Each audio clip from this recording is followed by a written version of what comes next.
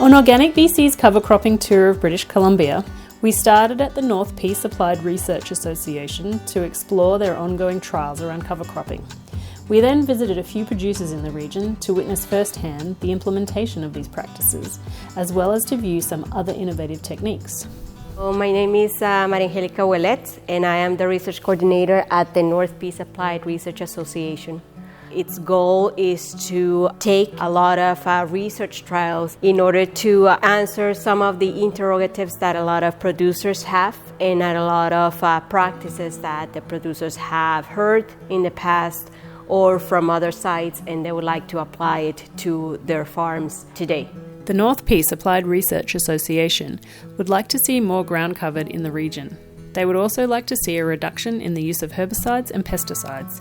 They conduct various cover cropping trials, such as assessing the nutritional value of forage mixes, testing the water infiltration properties of deep-rooted cover crops, the viability of relay cropping, as well as trials based around cover crops used as a weed suppressant.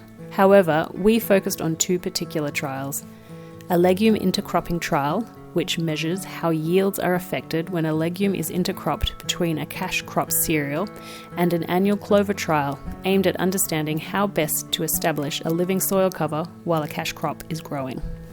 You could see a little bit of intercropping for forage around here, but you don't see a cover underneath those main crops.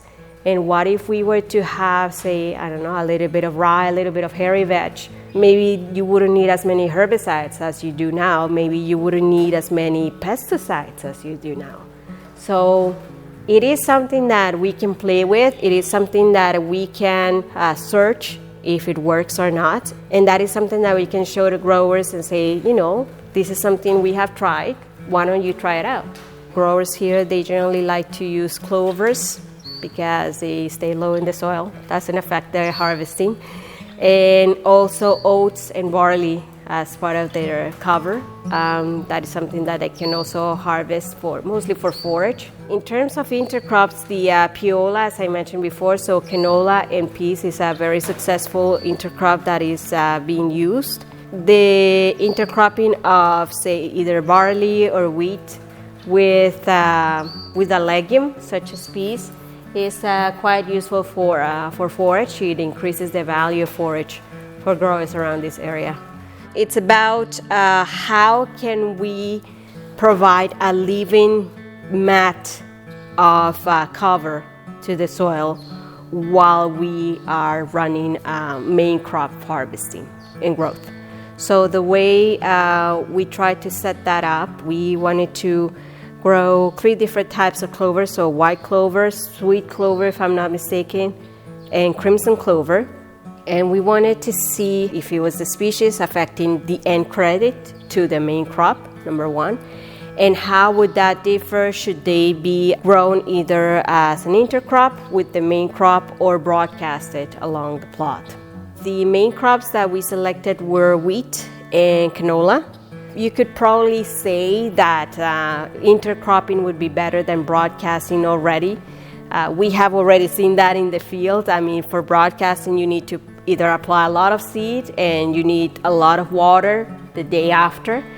So we have seen that with the broadcasting plots, it's a little bit iffy. You need to grow it with a seeder. The seed needs to have that depth and the contact with the soil, and it needs to be covered in order for it to come out.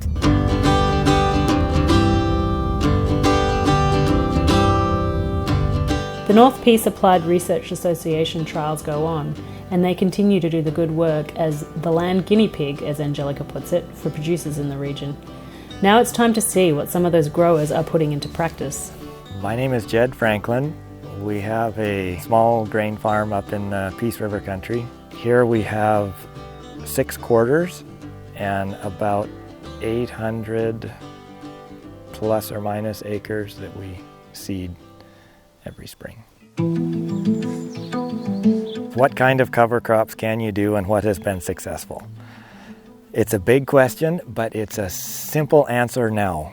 I have experimented with everything from buckwheat and Sudan grass and rye and berseem clover and subterranean clover and sun hemp and sunflowers and mixes and tillage radish and beets and purple top turnips and a long and extensive list. I like playing with things and seeing what works. But I found that the annual cover crops are at high risk of not doing well. So if you seed it in the spring, you got a good chance that there's going to be trouble, especially it seems like the climate is becoming more extreme. When it's wet, wet. And when it's dry, it's really dry for longer periods of time. When I was a kid, we used to get a rain every 3 or 4 or 5 days. It was pretty normal over the whole summer, and now it's like the weather patterns get stuck in a loop. Like, you remember the heat dome we had a few years back? This year we're in a level 4 drought. Things are becoming more extreme. The plants needing to become more resilient as well. And when you spring seed something, it may be too wet or it may be dry enough and then it get too wet. If it's small and tender, it's easily damaged or destroyed. So I have gone away from spring-seeded cover crops into interseeded cover crops, meaning that when I seed my oats in the spring, I also seed sweet clover and red clover with them, or alfalfa. Alfalfa is a perennial that lasts for longer periods in the field. So alfalfa is when I need more time between cultivation. So if I have a weed that's being particularly tenacious, I may actually summer fallow the field or put it into a longer cover crop after that to try to rebuild the damage that I did with the summer fallow. So here's an oat crop that doesn't look too bad right now, actually. There is some moisture in the ground, but we go down a little ways and it's starting to get, there's some. Thankfully there's some. And then this little guy right here, I don't know if you can see that thing, but that little guy right there is an alfalfa plant. So this crop is underseeded to alfalfa. We have oats growing on the top. Because they're an annual, they'll grow fast. And the alfalfa, the first year, is weak, stunted, small, and slow. So this alfalfa won't get any taller than ankle high, maybe up as high as the oats are. But these oats, as long as we have water, these oats will be a meter high at least at harvest time. And we'll come through with a combine and harvest all of the oats, put them in the bin, and behind the combine you'll see all the little alfalfa plants growing up through the straw. And next year we will have, hopefully, a good alfalfa stand on the field. Red clover really likes being wet. And if we get a year that's just this terrific deluge and it's wet, there's puddles in the field, red clover will survive and it will do well. And if we have a dry year, the sweet clover, it'll grow in a gravel pit. It's what you see growing alongside the highway in the gravel, the big yellow blossom flowered. You wouldn't recognize it as clover if you knew clover plants well, but it's nitrogen. Both are nitrogen fixing. Both produce lots of vegetation, and both are cheap to seed. Both are really easy to seed, and they catch with the crop. Over here is red clover. I know it's pink, but trust me, it's red clover. And up here, you can see how it's getting pretty tall. It's almost to my shoulder. And then this will fall down in a big rain. But it has these thick, thick stems. Well, here's one right here. These are those coarse stems that I was talking. When they dry out, it's hard to pull a plow through. You get enough of them pulling, and it'll stop even my big tractor if there's several thousand of them. But this is a great cover crop. And then the next plant over here that you should take note of is alfalfa. And that's these ones right here. It's also a great nitrogen fixer and lots of organic material. This is what I'm looking to see when I'm planting a cover crop. I don't want to see any soil, and I want to see it at least 3 or 4 feet tall. Anything less than that is not a successful cover crop as far as I'm concerned. Tillage radish is great for breaking up the hard pan in the ground, or bringing up phosphorus, or converting elemental phosphorus to P2O5. All of these are great benefits. But for putting in organic matter as a cover crop, and that's one of the primary purposes, you want tons per acre, just lots and lots and lots of it. And this is why I've gone back to this. When I do an annual seeded crop, it's knee-high. I can see dirt through the crop. It would take 10 of them to produce the same tons per acre as one crop of this. And this seed is not expensive. The sweet clover seed, maybe 4 pounds an acre at $3 a pound. That's not expensive. And the red clover, about the same price and about the same rate. So I end up with 6-8 pounds an acre total. That's plenty. This right here is yellow blossom sweet clover. You can tell it's about at my head. But if you look out a little bit further, those are like higher than my hand out there. And I don't know if you can hear it, but there's just a steady hum in it.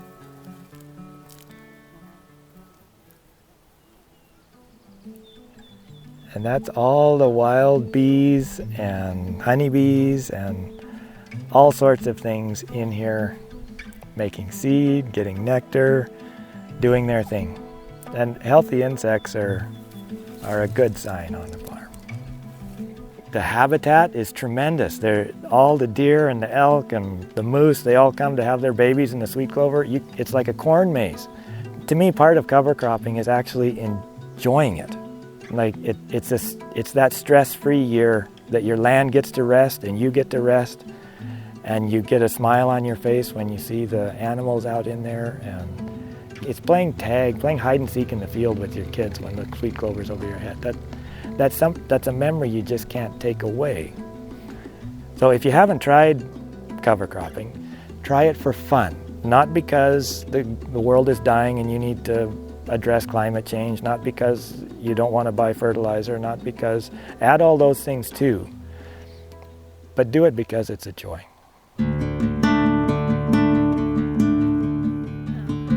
At Jackknife Creek Ranch in Manning, Alberta, the Polovich family is implementing innovative cover cropping practices, specifically swath grazing, in their cattle operation.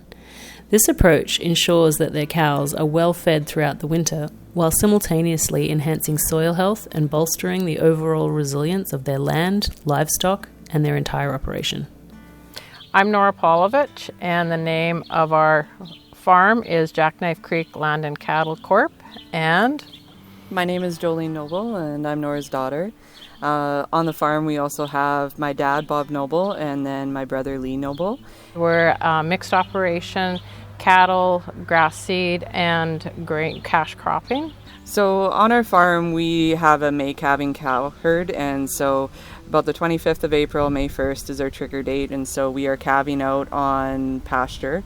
We have quite a bit of smooth brome sod here at the farm that we also bale graze on for instead of fertilizing it, and so primarily grass pasture for May and the start of June, and then as our higher legume pastures in our summer pastures get to the stage that we can put cows out on, we are trailing cows out to those as well.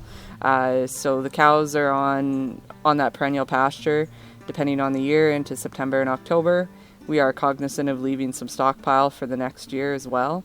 And when the plain and nutrition starts to decline in the fall is when we move the pairs onto swath grazing. And so we'll be swath grazing at least by October 15th. And we'll continue swath grazing into February with pairs. Swath grazing is the practice of seeding a cover crop mix, typically comprising of annual forages and cereals from mid-May to early June. Subsequently, it is cut down and formed into windrows, or swathed, from late August to mid-September, just before the arrival of killing frosts.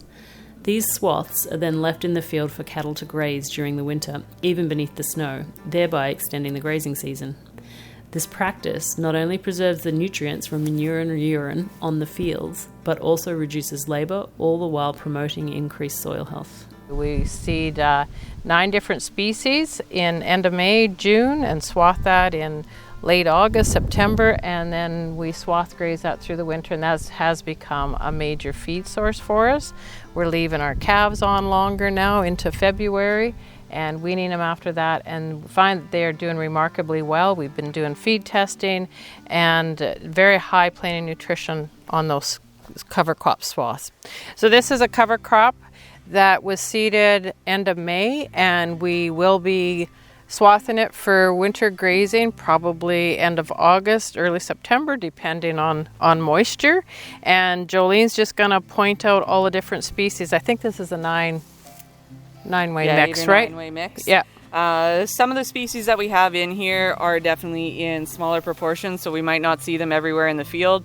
Especially with the dry conditions, not everything comes up each year. So our main ones that we do want to see are definitely the oats and peas, hairy vetch, and our brassicas make up the bulk of it. So when we're looking at something like this, of course, our forage peas, the big difference with this and a field pea is just the size of the leaves and the fact that this will stay about a foot taller than the oats. So if we get 5 foot tall oats, we'll get 6 foot tall peas. Just seems to be like that every year. And then of course we go with a forage oat. This is haymakers.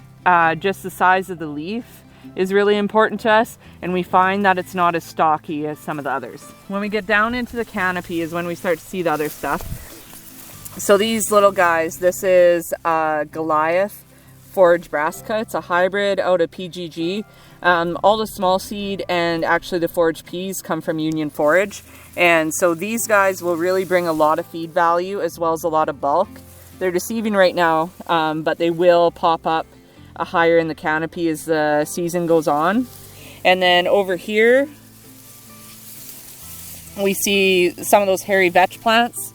All the small seed starts off a little bit behind the cereal and the peas, and you'll notice by usually the middle of August, this will pop up and you'll start to see purple tinge to the field as it blooms. So it'll come up above the rest of them. Okay, so down in here, this is actually a chicory plant that is a volunteer. It would have been seeded 4 or 5 years ago, and it just keeps coming back, so we're not upset about that at all. But when you look down in here, this is another brassica that we seed. It is a Hunter, and it is a turnip cross. It's a hybrid out of PGG once again. The reason why we use the 2 different ones is if we do get any regrowth, because we cut the end of August, start of September. If we get some warm days after that, even after a killing frost, these guys will come back. Completely basal growth habit, so if you cut it off here, there's still enough leaf for photosynthesis and regrowth, whereas our Goliath has a thick stem, and so we won't get the regrowth out of it. Down in here, that would be an Italian ryegrass. It's in there at a fairly low rate just because we're not looking at it for bulk and forage. We'll get regrowth out of it for sure, but it's more diversity as another C3 grass. And then Sunflower. In here, we have one of our sunflowers. The grasshoppers have kind of worked it over a little bit, but these guys will bloom the very end of August, usually about 2 days before we cut them, which is a little disappointing not to see them a little bit earlier, but all depends. Sometimes we get them for a week before they get cut down. We had tried swath grazing earlier using just a monocrop, just oats, and we found that lots of times we'd get an early snowfall in October, and then it would warm up, and then it would freeze those swaths right down to the ground, and the cows had a really hard time getting it. And then we switched to the multi-species cover crop and for swath grazing, and we found that the swaths would sit quite high because of all the different species interlocking, and the swath would be nice and airy so that there would be movement. And even though the 1 year we swathed, it was extremely wet and we were worried it was just going to turn slimy, it didn't, because there was air movement and those swaths stayed nice and fluffy. And we find even when we get a lot of snow that those swaths don't, they still keep the height on them. They don't get squashed down like a monocrop does. And the cows can easily find those swaths and they dig through them. And the different species just keep those swaths nice and light and fluffy and high off the ground, and it makes a huge difference. And the blend in particular is also more palatable to cows than just straight oats. So they are okay with doing a bit of extra work to get to it. Whereas sometimes if it's a bit of extra work just to get to oats, they're not a big fan and they'll stand at the corner and they don't want to go back out. So you do lose gains forcing those cows to go after that feed. And it is a more balanced feed. It's definitely a higher protein feed, and it does have a spike in energy compared to straight cereal. And we really need that to leave the calves on the cows. And we found that leaving the calves on the cows and weaning later has led to a huge reduction in illness in the backgrounding lot. So our instance of bloat and pneumonia is completely wiped out, essentially. And we definitely struggled with that with the younger calves when we were traditionally weaning in November. So that's been a huge help as well. And our calves, the gains on them over the winter being on the cow and on the swaths is quite fantastic. But one of the biggest things actually with the change that we've made in leaving the calves on the cows is everything is fed by moving one wire. Everything on the farm, other than the bulls, is fed all at once. And so that's a huge time saver as well. You're not feeding a pen of older cows, a pen of younger cows, and then your pen of backgrounders. You're feeding everything all at once. And we've been quite impressed with our young cows, how they've been able to finish growing, raise a calf that's still milking for a calf, and rebreed. And bring that second pregnancy to full term. They've done remarkably well, and we have not noticed a spike in open rates. So adding the cover crop swath grazing has really added resiliency to our farm in a couple different aspects.